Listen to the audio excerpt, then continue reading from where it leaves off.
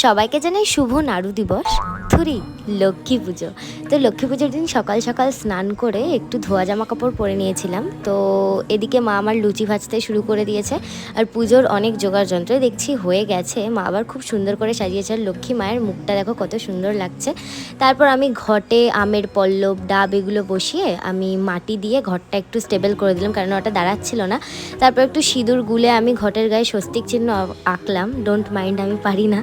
তো যাই হোক, এরপর আমি করলাম হচ্ছে আলপনাটাও আমি ভালো পারি না, তাও চেষ্টা করেছি। এদিকে আমার মা লক্ষ্মী সেজে লক্ষ্মী ঠাকুরের সামনে বসে পড়েছে, কেননা আমরা সবাই ওয়েট করছিলাম কখন ঠাকুরমশাই আসবে। আর এদিকে আমি তো রাত জাগা পেঁচা, সারা রাত জেগে জেগে আমি সকালবেলা ঘুমাই। তারপর ঠাকুরমশাই মানে কোনো এক রকমের রাস্তা থেকে ধরে বেঁধে এনে তাকে দিয়ে পুজো করিয়েছি। আর উপোস ভঙ্গ করার পর যে আমার এই খাবার দাবার খেয়ে কী শান্তি লেগেছে কি বলবো। নাড়ুটা হচ্ছে মেইন, তারপরে একটু ভোগের খিচুড়ি খেয়ে আজকের দিনটা শেষ করলাম।